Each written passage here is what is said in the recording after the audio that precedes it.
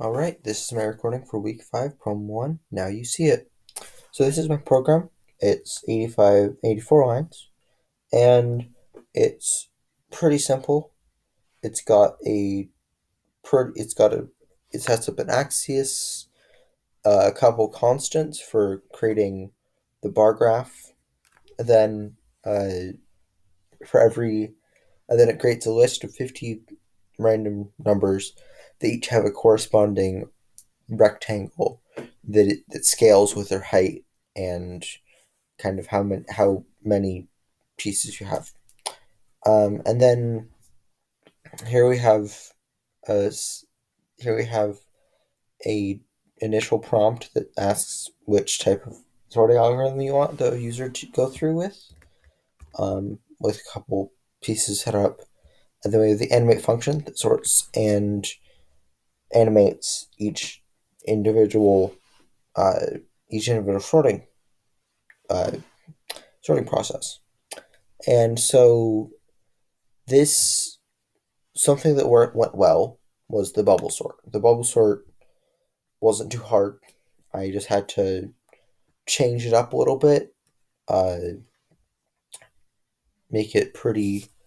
Really wasn't that hard because there wasn't any for loops that I used, and it was very easy to actually turn it into so that every swap you got to see.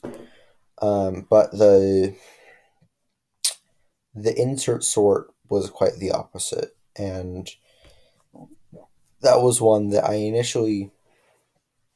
I had a lot of trouble with, between trying to figure out and just having a lot of problems with trying to figure out the insert sort, not necessarily getting the insert sort to work, but more of getting it to show on every single like iteration. And yeah, I had a little bit of trouble with that.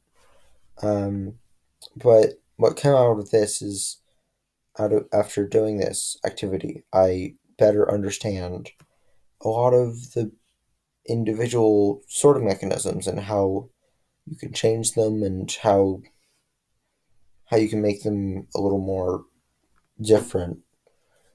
And then I also kind of better understood how inefficient they can get when they scale up, because both of these individual uh, sorting mechanisms took quite a while if you let them run. Um, but yeah, I mean, I'm just gonna run this as bubble. This is at 2 times speed. It takes quite a while. Um, but yeah, that's week 5 from 1. Now you see it.